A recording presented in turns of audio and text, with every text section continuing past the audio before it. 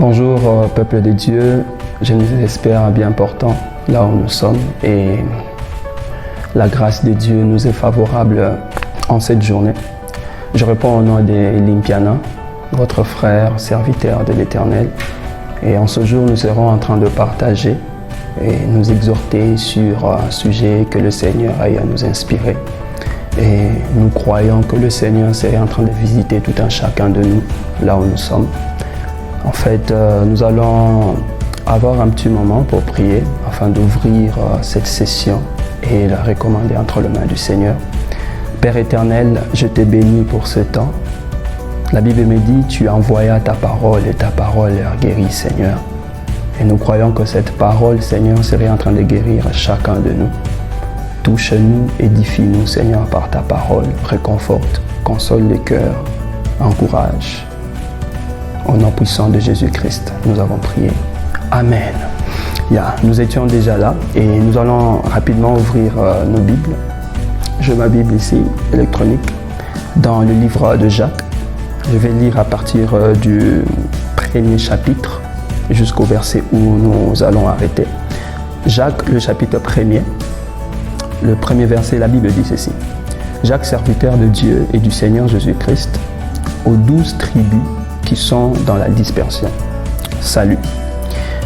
Mes frères, regardez comme un sujet de joie complète les diverses épreuves auxquelles vous pouvez être exposés. Sachant que l'épreuve de votre foi produit la patience. J'aime bien que nous soulignions là le verset 3. Sachant que l'épreuve de votre foi produit la patience. Mais il faut que la patience accomplisse parfaitement son œuvre afin que vous soyez parfaits et accomplis sans faillir en rien. Et on dit le verset 5, si quelqu'un d'entre vous manque de sagesse, qu'il la demande à Dieu, qui donne à tous simplement et sans reproche, et elle lui sera donnée. Le verset 6, mais qu'il la demande avec foi, sans douter, car celui qui doute est semblable au flot de la mer, agité par le vent et poussé de côté et d'autre. Quand tel homme ne s'imagine pas qu'il recevra quelque chose du Seigneur, c'est un homme irrésolu, inconstant dans toutes ses voies. Je vais directement aller au verset 12. La Bible dit « Heureux l'homme qui supporte patiemment la tentation, car après avoir été éprouvé, il recevra la couronne de vie que le Seigneur a promise à ceux qui l'aiment. » Amen. Et là où tu es, tu as peut-être ouvert ta Bible, vous avez lu la parole du Seigneur. Et si le Seigneur nous donnait un sujet, un thème, aujourd'hui nous allons plus parler de l'attente. L'attente. Peut-être quelqu'un se poserait une question, pourquoi l'attente? Et quand on parle plus de l'attente, nous sommes en train de voir, je donne un exemple de quelqu'un, un cultivateur. Un cultivateur qui a son champ, qui a un projet, une vision, et il s'est dit non, je veux préparer mon champ. Il peine à préparer son champ, il peine à faire tout, il cherche de grains, il s'est dit non, j'aurai une plantation de blé, il va s'aimer, mais après il y a l'attente. L'attente, c'est une période en fait, c'est une période déterminée ou encore indéterminée. Et surtout, c'est une période indéterminée si on attend quelque chose dont nous n'avons pas le pouvoir, en fait. Et je donne un exemple. L'homme n'a pas le pouvoir sur la pluie. Et quand l'homme s'attend à la pluie, c'est une durée indéterminée. En fait, c'est une durée où tu n'as même pas un plan précis pour cela. Par exemple, l'attente par rapport... je donne un exemple autre, un parent qui a un enfant à l'école et il s'est dit, je m'attends à ce que mon fils me donne de bons résultats. Cette attente est déterminée. Pourquoi? Les études sont sanctionnées par un diplôme. Et le jour où on serait en train de remettre le brevet, les parents seront là et ils se diront, nous sommes venus pour voir. Ça, c'est l'attente en fait. J'aimerais juste nous expliquer le terme de l'attente. Et quel est le rapport de ce thème de l'attente avec le livre que nous avons lu tantôt dans Jacques, le premier chapitre. Ici, il est dit dans le deuxième verset, « Mes frères, regardez comme un sujet de joie complète les diverses épreuves auxquelles vous pouvez être exposés. Dans le livre de Jacques, l'apôtre, le frère Jacques, si on pouvait dire dans notre temps, est en train d'exhorter les gens à pouvoir regarder comme un sujet de joie les différentes épreuves que nous sommes en train de passer. Mais ce qui nous concerne le plus ici, c'est plus dans l'angle où il a parlé plus de la prière. Il dit que celui qui manque de la sagesse la demande à Dieu. Quel est le rapport avec l'attente? Et si on dit que celui qui manque de la sagesse la demande à Dieu, or la sagesse, c'est en fait l'habilité de pouvoir bien décider, l'habilité de pouvoir bien faire les choses. C'est comme un style que tu cherches à pouvoir mieux faire pour accomplir de bons fins. Et ici, les seigneurs aimeraient juste attirer notre attention par rapport à la prière, par rapport aux promesses, par rapport, je dirais aussi par rapport aux prophéties que nous avons peut-être récitées dans nos vies. Alors que nous sommes là, plusieurs sont désespérés, mais quand il s'agit de l'attente, et si on pouvait parler de cette période-là, où nous pouvons attendre dans le Seigneur, où nous pouvons être patients. Voilà même. La patience, je la définis comme étant l'art de savoir attendre, en fait. C'est ça la patience.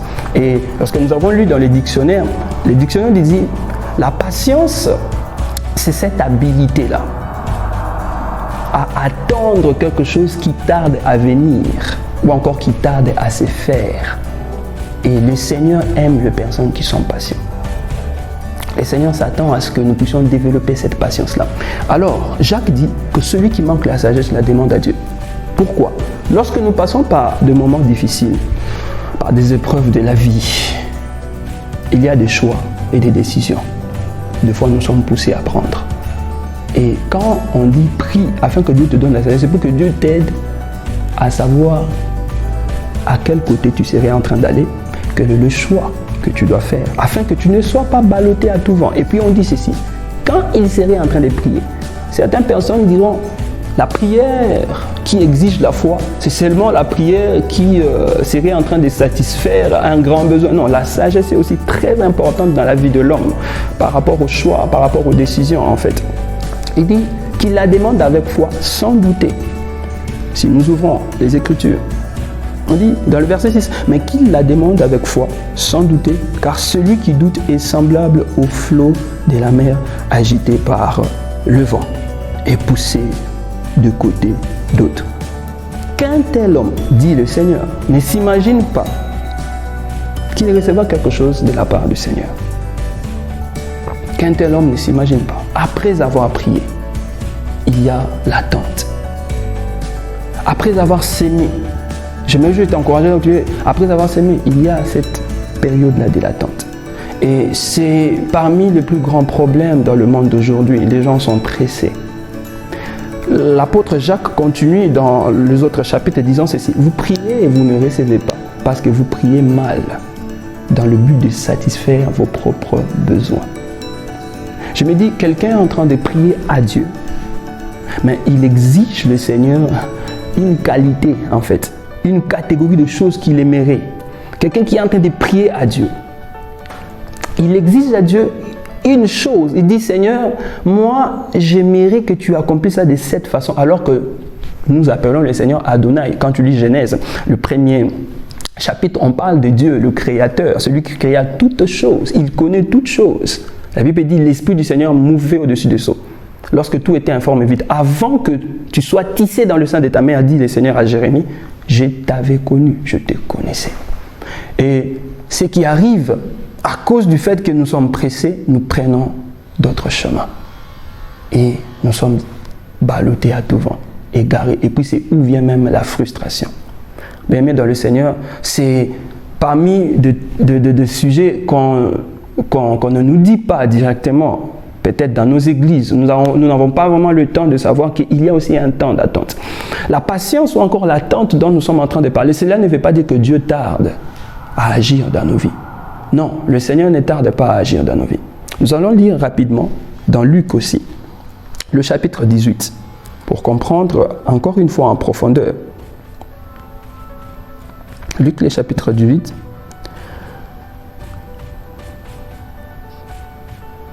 Voilà, Luc chapitre 18, je vais lire.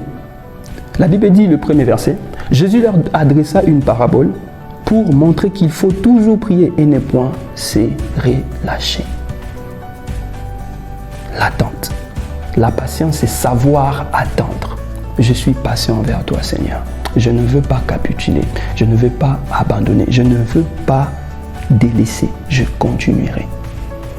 Et ce que j'aime, avant de continuer, et ce que j'aime avec la patience, c'est d'ailleurs une preuve qu'elle est déjà là. Mais on te dit, attends. C'est pour toi, mais juste wait. Attends. Attends dans le Seigneur. Et je pourrais dire, la patience et la persévérance, elles sont différentes dans le point où la persévérance, en anglais, on dit long suffering. So, on dit c'est the ability to withstand something, ou encore l'habilité de résister. La persévérance te dit continue, n'abandonne pas. C'est le meilleur chemin. C'est la meilleure voie que tu avais choisie. Souviens-toi des promesses de Dieu. Souviens-toi de combien ton cœur battait lorsque tu avais commencé cette œuvre, lorsque tu avais commencé cette entreprise. Il y a toutes les saisons en fait. Il faut comprendre, le cultivateur, quand tu cultives, quand tu essaies de te lancer dans une affaire, il faut savoir que les saisons, la loi de la nature aussi aura raison de toi. Il y a les saisons, mais attends dans le Seigneur. Attends. La persévérance te dit avance, avance. Tu es là, n'abandonne pas. Les pierres peuvent tomber sur toi, mais on te dit continue. Mais la patience maintenant te dit ceci. Reste calme. Ne quitte pas le poste où on t'a laissé. Ce dont on t'a promis arrive vers toi. Reste calme. Ne change pas de position.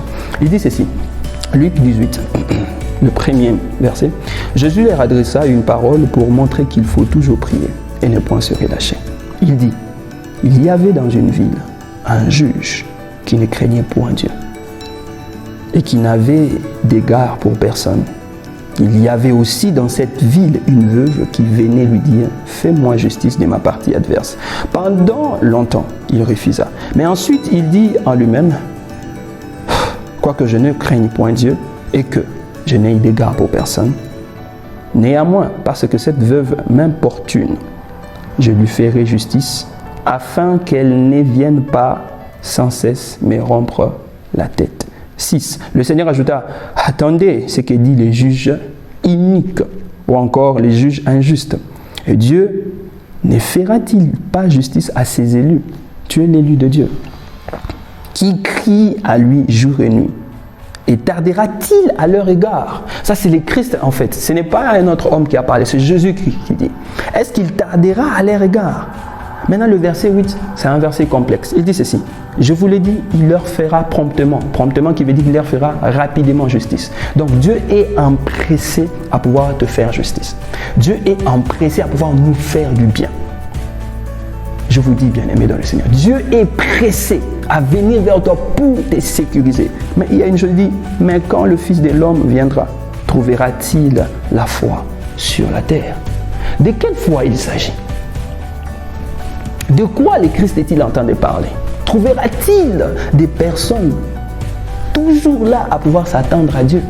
C'est de ça qu'il est en train de parler. Est-ce que le Christ, quand il viendra, il trouvera-t-il des gens qui sont lassés, fatigués, ils ont donné des coups et puis ils se sont dit, j'abandonne. Il y a un temps pour toutes choses. Ecclésiaste le dit, le chapitre 3, le premier verset, on commence déjà, il y a un temps pour toutes choses.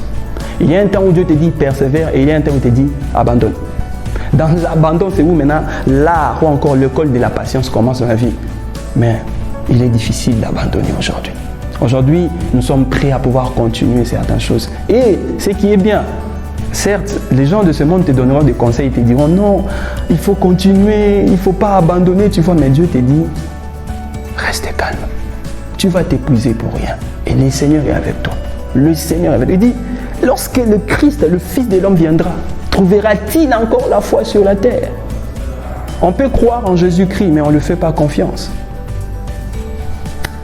On peut croire en Dieu, on peut aller prier, on peut être pieux, moral et civique, mais nous ne faisons pas confiance à Dieu quand il s'agit d'attendre dans le Seigneur. Je vais nous raconter une petite histoire par rapport à l'attente. Vous savez, l'attente, c'est quelque chose de très important. Et lorsque vous voyez l'histoire du peuple d'Israël, il y avait un problème aussi là-bas. Ils étaient pressés à murmurer. La marche avec Dieu, ce n'est pas un rapport avec ce que Dieu nous donne. C'est un rapport avec la connaissance de Dieu. Dieu aimerait se faire connaître. La Bible dit, je me révélerai à eux. Il va se révéler à nous. Je me ferai connaître à lui. Et puis il dit, il fait grâce à qui il veut. Dieu aimerait se révéler à nous. La marche avec le Seigneur, ce n'est pas je prie, tu me donnes. Non, c'est la relation. Et même la prière, dans Matthieu le chapitre 6, Jésus qui ne nous a pas montré une prière seulement demander, demander, demander. Non, il a dit ceci. Lorsque vous priez, dites Père. Il n'a pas dit lorsque vous priez, dites Père, dites j'ai besoin. Non, il a dit Père, la relation d'abord. Dieu est venu d'abord pour la relation. Lorsque tu connais Dieu, lorsque Dieu te montre ses voies, tu sais comment Dieu marche. Tu sais comment t'attendre à Dieu. Tu sais que lorsque je n'ai pas la connaissance, lorsque je ne suis pas précis à ces moments, je reste calme. Je m'attends à Dieu. J'attends ce que le Seigneur me dira. Et dans Habakkuk, peut-être, je ne vais pas la lire, mais Habakkuk, le chapitre 2, le 2e verset jusqu'au 4e, la Bible dit ceci. Habakkuk dit, je me tenais à mon poste. Je restais à mon poste pour savoir qu'est-ce que Dieu serait en train de dire. Et là, il s'agit de la prophétie, il s'agit d'une vision, il s'agit de la révélation qu'il a reçue, une révélation qui va réconforter mon cœur. Vous savez combien le monde, la Bible dit la création, dans Romains le chapitre 8, le verset 19, la création attend avec ardent désir la révélation des fils de Dieu. Ils ont besoin de la bonne nouvelle, ils ont besoin du réconfort, ils ont besoin de la véritable joie qui vient de Dieu. Et Habakkuk a reçu la bonne nouvelle de sa vie. Il est resté, il a dit, je restais à mon poste. J'ai reçu, mais je ne sais pas comment ça va venir, je reste à mon poste. Qu'est-ce qu'il dit dans le verset 3? Afin de savoir qu'est-ce que Dieu serait en train de dire, je mets mes oreilles attentives, je reste dans le Seigneur, afin de savoir qu'est-ce qu'il pourra me dicter. Et la Bible dit, Dieu lui parle, dit, cette prophétie, grave-les sur les pierres, afin qu'on la lise couramment. Afin qu'on la lise couramment. C'est une prophétie ayant une date déjà fixée. Attends. Attends dans le Seigneur. Et nous savons, il y a beaucoup de... La parole de Dieu nous dit, Dieu fait toutes choses bonnes à son temps. Et il dit encore, toutes choses concourent au bien de ceux qui aiment Dieu et de ceux qui sont nés selon son plan. Et en anglais, j'aime ça, on dit quoi? God works for the good of those who love him. Il travaille pour le bien. Il dit toutes choses, in all things, dans toutes choses, dans tout, mathématiques, économiques, scientifiques, de la vie, du mariage, tout, Dieu travaille pour le bien. Donc quand on dit in all things, dans toutes choses, ça veut dire dans tout le domaine où Dieu t'a placé, dans tout le domaine où tu es engagé, le but de Dieu, c'est de travailler pour ton bien. Or, peut-être certains seront choqués. Le but de Dieu, c'est pour travailler pour ton bien, mais ce n'est pas pour satisfaire tes propres désirs personnels, tes propres désirs égoïstes, tes passions. Non, mais c'est pour que toi, tu sois dans la paix. C'est pour cela que le Seigneur aujourd'hui nous parle de l'attente. Savoir attendre après la prophétie. Savoir attendre après la vision, après les promesses, après même ce que tu as eu à s'aimer. Attendons dans le Seigneur. Et si on lit dans le livre de Nombres, je pourrais chercher le chapitre rapidement.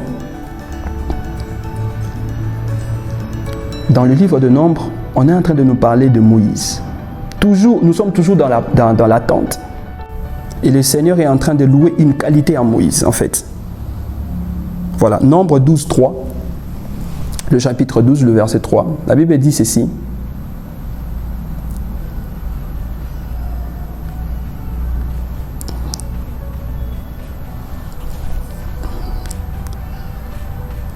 Voilà, la Bible dit ceci. Le premier verset. Marie et Aaron parlèrent contre Moïse au sujet de la femme éthiopienne qu'il avait prise, car il avait pris une femme éthiopienne. Le verset 2. Ils dirent, est-ce seulement par Moïse que l'Éternel parle? N'est-ce pas aussi par nous qu'il parle? Le verset 3, la Bible dit, et l'Éternel l'entendit. Or, Moïse était un homme fort patient, plus qu'aucun homme sur la face de la terre. Waouh! Or, Moïse était un homme fort patient, plus qu'aucun homme sur la surface de la terre. Et soudain, l'Éternel dit à Moïse et à Aaron, à Marie, allez vous trois à la tente d'assignation. Ils y allèrent tous les trois. L'Éternel descendit dans la colonne de nuée. Il s'éteint à l'entrée de la tente. Il appela Aaron et Marie qui s'avancèrent tous les deux. Il dit, écoutez mes paroles. Lorsqu'il y aura parmi vous un prophète, c'est dans une vision que moi, l'Éternel, je me révélerai à lui. C'est dans un songe. Il en est ainsi de mon serviteur Moïse. Il est fidèle dans toute ma maison. En fait, nous allons nous arrêter là. On est en train de parler de la qualité qui était en Moïse. Un homme fort patient. Et cette qualité, c'est une qualité que Dieu aime. Dieu aime les gens qui attendent. Dieu aime les personnes qui sont patientes. Il apprécie cette patience. Il sait que non, la patience, comme je vous ai dit, c'est aussi la qualité de faire confiance à Dieu. Tu sais que Dieu est au contrôle de toutes choses. Et regardez, quand la façon dont on nous a appris sur l'histoire de Moïse, on dit non, Moïse c'est une personne colérique, il avait désobéi à Dieu. Non, mais il y a une qualité qui était à Moïse. La patience. Savoir attendre. Savoir attendre. Tu as reçu une mauvaise nouvelle. Ou soit on t'a rejeté, et immédiatement tu te lèves, tu commences à parler. Oh, tu cherches des gens non, pour te consoler, pour te déverser. Non, tu sais, ils ont réagi comme ça, alors que c'était les plans de Dieu. On t'a critiqué, tu as entendu parler. Et soudain tu te lèves, tu pars directement, tu commences à t'exclamer, tu commences à t'expliquer, tu dis non, on m'a fait du mal. Tu sais, la personne là a parlé alors que c'était les plans de Dieu. La patience est très importante. Savoir attendre, ce n'est pas seulement dans la prière seulement, mais c'est aussi dans la vie sociale. Des fois, tu peux être au courant de quelque chose de néfaste ou encore de négatif en ton égard. Attends. Faisons confiance à Dieu. Attendons dans le Seigneur. Et la meilleure manière d'attendre dans le Seigneur, c'est aussi dans sa parole. Qu'est-ce que tu dis, Seigneur ? Le temps là, qu'est-ce que tu dis? Même à l'instant T, tu attends. Ne réagis pas. Aussi longtemps que tu sais que ce n'est pas quelque chose qui rendra gloire à Dieu. Nous avons perdu beaucoup d'opportunités. Nous avons perdu de connexion. Pourquoi? Directement, tu as pris ton téléphone, tu as appelé, tu as commencé à dire non, tu sais ce que tu as fait, ce n'est pas bon. Attends. Et à la fin, tu réalises que c'est toi en fait qui as tort d'avoir parlé. Et la Bible ne nous enseigne pas seulement le côté spirituel, mais la Bible est entrée dans la vie courante, puisque le Seigneur savait qu'on aura besoin. Savoir attendre, savoir persévérer. Il y a quelqu'un en ce moment, cette parole t'est adressée. Il y a des moments où tu as été tellement pressé. Tu n'as pas pu attendre dans le Seigneur. Tu as reçu la promesse de Dieu. Tu n'as pas attendu. Et je nous ai dit ici, avec Dieu, ce n'est pas ce qu'il donne. Aujourd'hui, les hommes peuvent challenger. J'ai dit, ils peuvent challenger, même s'ils ne peuvent pas arriver au niveau. Aujourd'hui, l'homme peut te donner l'argent que tu demandes à Dieu. Aujourd'hui, l'homme peut faire pour toi, il peut te donner tout. Certes, ils sont limités à un niveau, mais savoir attendre, c'est quelque chose de très important. Tu as peut-être compromis ta foi dans le Seigneur parce que tu n'as pas pu attendre. Tu as agi rapidement, promptement, parce que tu n'as pas pu attendre. Mais Jésus te dit, il y a encore de l'espoir pour toi, pour te relever là où tu es. Ce message est adressé aussi à moi, parce que la patience, ce n'est pas un cours sanctionné par un diplôme. On l'apprend chaque jour. Chaque jour à être patient. Nous apprenons cela chaque jour, à être patient. Combien de personnes remplies d'argent, remplies de grâce, mais ils n'arrivent pas à gérer leur caractère. Ils n'ont pas la maîtrise de soi. Ils n'arrivent pas à se contenir, ils n'arrivent pas à retenir des bonnes personnes autour d'eux. Pourquoi? Ils ne savent pas attendre. La promesse est là, elle s'accomplira certainement. Dieu sait de quoi tu as besoin. Je disais à une personne dernièrement, mieux vaut monter dans un bus qui part vers la bonne direction, alors que tu ne la connais pas, que de monter sans une connaissance dans un bus qui part nulle part. Dieu est le meilleur conducteur. Dieu est le meilleur conducteur. Il est le meilleur conducteur de la vie. Il va t'amener à bon port. Tu demandes de grandes choses, mais tu ne sais pas le chemin par lequel tu passeras pour arriver à ces grandes choses-là. Alors sois patient envers le Seigneur. Attendons-nous à Dieu en toutes choses. Et peut-être tu es là, il y a quelque chose que Dieu dépose dans mon cœur. Tu pries, mais tu as encore ce problème-là. Tu n'es pas stable dans ta foi dans le Seigneur. Tu n'es pas stable. Je vais prier avec toi. Tu as besoin de revivre encore, de jouir de la présence de Dieu, de revivre le premier amour avec Dieu. Je vais prier pour toi là où tu es. Tu vas juste prendre ta main droite, tu vas mettre dans ton cœur, je vais prier avec toi. Tu vas dire, Seigneur Jésus, je reconnais n'avoir pas été patient envers toi, Seigneur. Je reconnais n'avoir pas attendu assez. Mais aujourd'hui, j'ai écouté ta parole. J'aimerais que tu m'apprennes à être patient. Pardonne-moi, pardonne mes péchés, pardonne les erreurs que j'ai commises parce que j'ai quitté l'enclos. J'aimerais retourner auprès de toi. Renouvelle en moi encore l'assurance du salut afin de te faire confiance. Amen. Et maintenant, Dieu renouvelle l'assurance du salut en toi. La vie chrétienne, elle est remplie de beaucoup de réalités. Voire même la vie dans ce monde est remplie de beaucoup de réalités. Tout le monde recherche une force auquel il aimerait s'appuyer. Mais nous avons l'Éternel. Faisons Dieu confiance. Que Dieu nous bénisse.